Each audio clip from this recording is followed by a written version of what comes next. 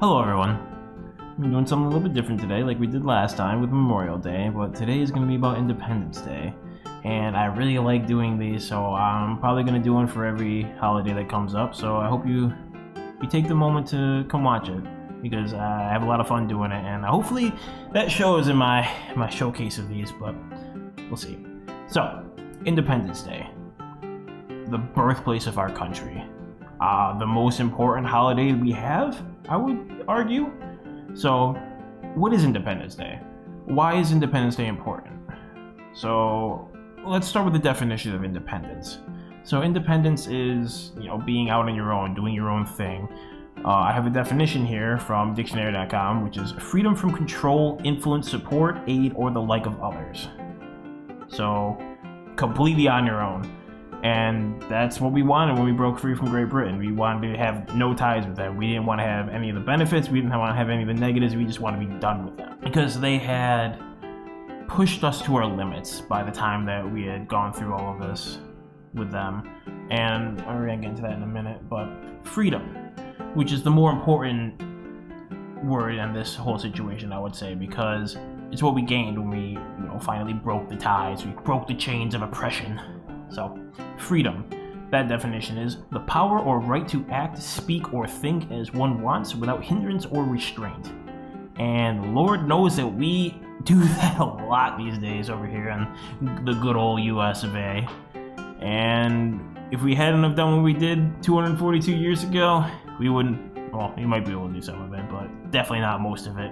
There was a little addition on there, and this is more in line with what I'm going to be talking about, and it's the absence of subjection to foreign domination or despotic government. So despotic governments are like kings, queens, that like. Now, why did we feel that we needed to break away from Great Britain? Well, there were many reasons actually, and we're going to go through three of the big ones that stand out in history. And there's three specific acts, but it's not limited to these. These are the ones that most people know of, the big dogs. Okay, so we're going to start off with the chronological order. So, Stamp Act, 1765. Great Britain thought that it'd be a great idea to put a tax on pretty much every document that we deal with. Official things? No, they went to the extent of putting it to anything you want to send mail-wise. You want to get married? Needs a stamp. You want to play cards? Needs a stamp. You want to roll a freaking die? Needs a stamp. It's ridiculous.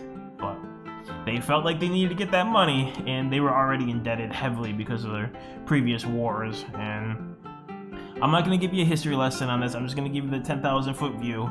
Bear with me. If you want more information, I have links. I will put them in the description. You can research at your heart's content, because I don't have time to go through all of it, and I would love to. So if you want to have a conversation about it, hit me up. Let's do it. I'm ready. But we're gonna move on. All right. Boston Massacre. So we're talking March 5th, 1770. A peaceful squabble between a soldier and several colonists led to Private Hugh White assaulting an unarmed civilian. Fearing for his safety and the security of the building he was protecting, he called for reinforcements. Captain Thomas Preston arrived with additional soldiers. The crowd grew and began to threaten the soldiers. Someone fired.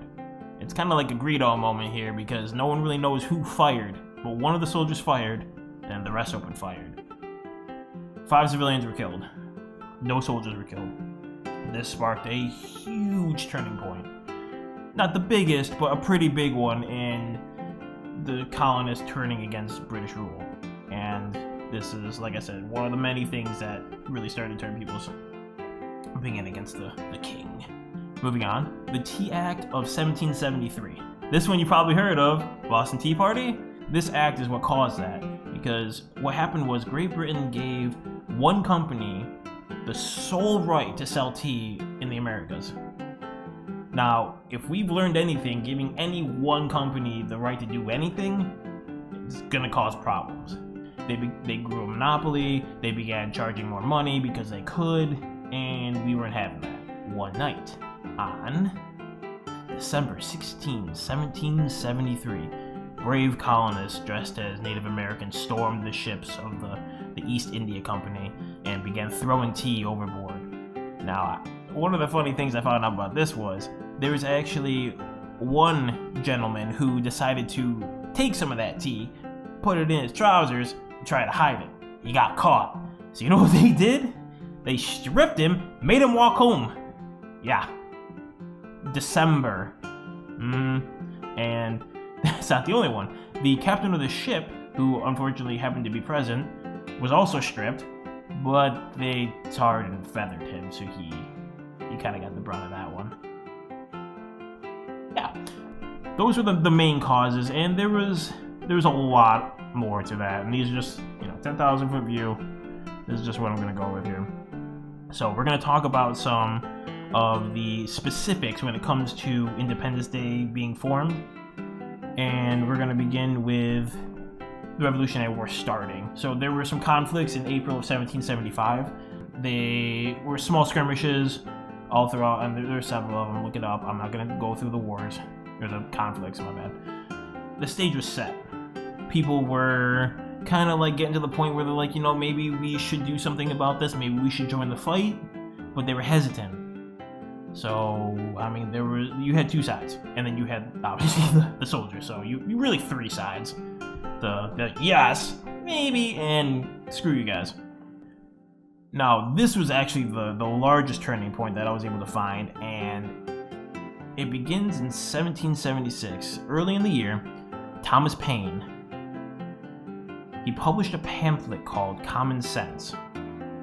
Now, this pamphlet sparked huge controversy. It spelled out a lot of different factors that people really hadn't thought of. The man was very smart. So he was able to not only bring advanced concepts to the people, he could allow them to understand it, and that was paramount to him gaining as much traction as he did. And when he originally put the pamphlet out, he did it under anonymous because he didn't want to get killed. But as the support grew, he, was able to hey, yeah, I did that. That was me. This guy right here. That was a huge turning point. And when the more people who read it, I believe he put out about 500,000 copies over the course of several years, and he was probably the largest turning point for the colonists gaining, traction when it came to wanting to turn against the king. You have to bear with me. A lot of this stuff is detailed information, so I have to read it because my mind doesn't work very well. And if you know me from when I was a kid, you know why. Much later in time, this pamphlet actually grew to become one of the most influential documents in U.S. history, and some would actually argue the fact that it's one of the most influential documents of the 18th century, because it not only greatly affected our revolution, but it also had an effect on the French Revolution that followed, not too many years after that. There's four main parts to it. I'm not going to get into it because it's very long. It's actually 47 pages long, and I've read most of it. It was painful because it's Old English. I don't know if you ever read Old English before. It's rough. I have a link to that. I'm going to put it down there. I'm actually going to make a slide, whatever you want to call it, and I'll put it in the end, and it's just a very brief description of what each section, because it was done in basically chapters, and those chapters each had a theme to it, and I'll break that down for you. But we're gonna move on, and we're gonna hit. Once this pamphlet had run its course, the people were really they were getting ready to make those hard choices because they were beginning to see the folly of their ways, those who didn't support the revolution to begin with. And on June 7th of the same year, the Continental Congress, which was the standing government of the colonies at the time, and they would later become the first government of the United States, met to vote on Richard Henry's notion to becoming independent from Great Britain entirely. No holds bar, cut the chains, we're out. Unfortunately, they couldn't come to a unanimous agreement, which is how they needed to proceed. So what they did was they postponed the vote because they didn't want to say no, but they postponed it to let people think about it. Because as the time was rolling, there was more and more reasons for people to turn against the king, and that was working in their favor. They did that, but also they assigned 5 people to write the Declaration of Independence. These articles were basically the reasons why we felt that we should be independent from Great Britain, and they were numerous. They were. And the 5 people who were chosen to do this, you might recognize some of them: John Adams, Benjamin Franklin, Thomas Jefferson, Roger Sherman, and Robert R. Livingston. Last 2, you might know, you might not know. That's like one of them advanced questions for history. Now, like I said, you're gonna notice these men, and there's a good reason for that, because these men actually became part of our founding fathers.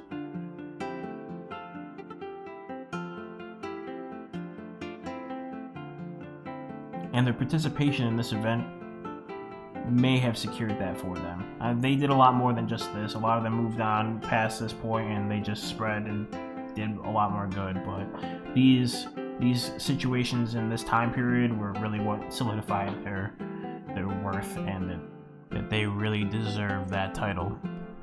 They began writing that, and just shy of a month later, on July 2nd, the Continental Congress met again, and they voted, and the notion passed unanimously. 2 days later, on July 4th, they officially, formally adopted the Declaration of Independence.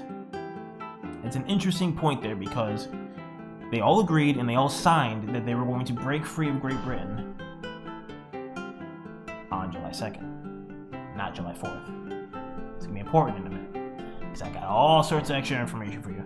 And this is what people really signed on for, because these are the fun facts. Well, some of them are fun, some are kind of morbid, sorry. Thomas Jefferson was accredited with writing the Declaration of Independence. But no one knew that, and no one agreed with that until about the 1790s, because up until that point, everyone thought that the Continental Congress had come together and created it as a whole, and that's not the case. He basically did it himself. With a little help, but basically himself.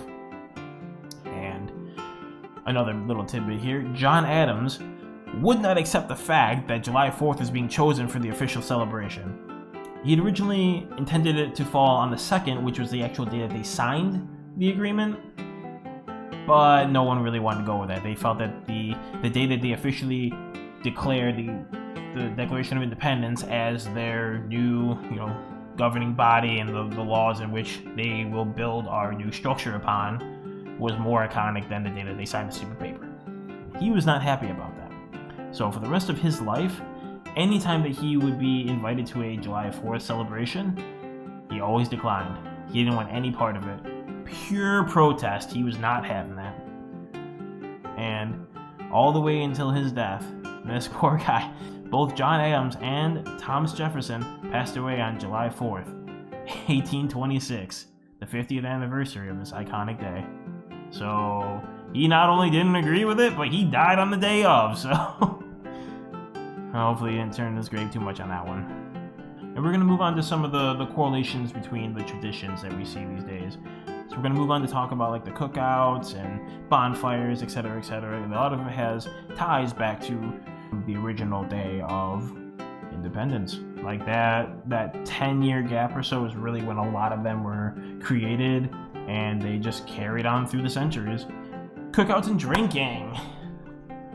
General George Washington, the awesome guy that he was, he actually made it a point to have double rations prepared for his soldiers on July 4th. He tried it every single year. He wasn't successful every single year, but in 1778 and 1781, he succeeded. The men got their rum.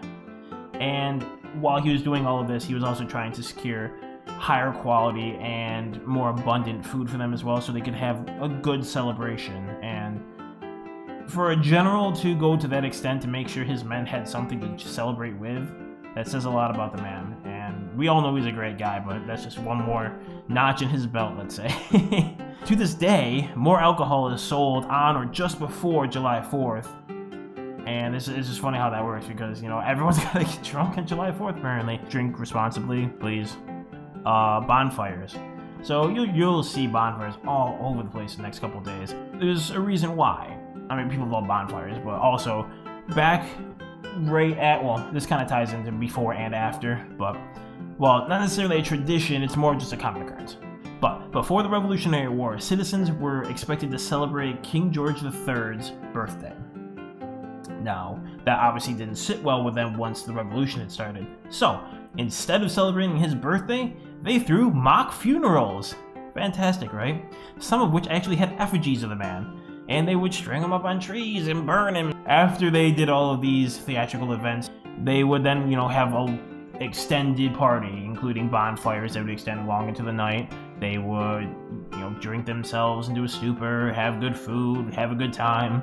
So that's really where you see a lot of that come from. Also because people just like having bonfires, and bonfires are fantastic. So, fireworks. Now, fireworks were not only just for celebration back then. There was actually a lot of use strategically with them, because you could use them for signals, they could use them for actual offensive. I mean, if you have a fireworks getting shot at you, you're not exactly gonna be running at them. Fireworks stem actually from some of the first celebrations, which happened the same year of and the year after, to raise spirits, because they were in the middle of a war, and I mean, war is awful, so they need everything they can help to raise people up. So they got fireworks, and these were rudimentary fireworks, super basic, and they set them off while they were having their parties and whatnot, and it just became something that everyone loved to do, and they just loved having fireworks, and they were so expensive and hard to find that they could really only do it a few times a year. So 4th of July happened to be that time. And if you remember in the national anthem, they're actually talking about, the rocket's red glare and all that. Those were basically fireworks that they saw exploding in the air. And whether they were actually effective weapons or not, it's an argument there. But it's interesting to see how much fireworks have tied into our history. Right. Now, I like to end this with my own personal opinion on the matter. And like I said in the Memorial Day one, these are the days that we need to remember. National holidays are special for very specific reasons, and not many people pay attention anymore. Not many people are willing to put the time in to learn these things, and that's why I feel like this is important. So I hope you can understand that, and I hope that you will stick with me on these, because I think that the more we talk about it, the better off we are. And history repeats itself. I mean, these men and women across our holidays have all done amazing things, and we should honor them. We have things that we would not have because of them, and that's paramount. And I don't know about you, but I don't like tea and crumpets, so I appreciate that they broke free of Great Britain or England now, and I really I hope that you guys can learn something from this. And like I said, if you have any questions, you want to start a conversation about the old ways and whatnot, let me know. I'm all about the community, so I hope you guys understand that, and I hope that you can, take something from this. And if I get something wrong in this, it's possible. I'm not a historian, and I really try not to give you a history lesson in this. I try to keep it interesting and not have too many people have their, eyes glazed over. So if I'm wrong on something, let me know. I'll fix it. If you do prove me wrong, I'll throw you in the comments or something, or I'll throw you in the description. There you go. You'll be immortalized in the video because you're such a badass. And just a final closing. Thank you for watching. I'm new to this, and I'm glad for anyone who takes the time to watch my videos, because, man, if you couldn't tell, this is not something I'm comfortable with, but I'm working on it, and I hope that you guys are having fun with me, because I'm having a blast, while I'm also scared of grabbing myself. But I hope you all enjoyed the video, and I hope that you'll come back and watch some more with me, and be ready for the next holiday, because I'm coming for you, and I'll get all sorts of information. The internet is my playground. So, thank you all for watching this, and I will see you on our next adventure. Farewell.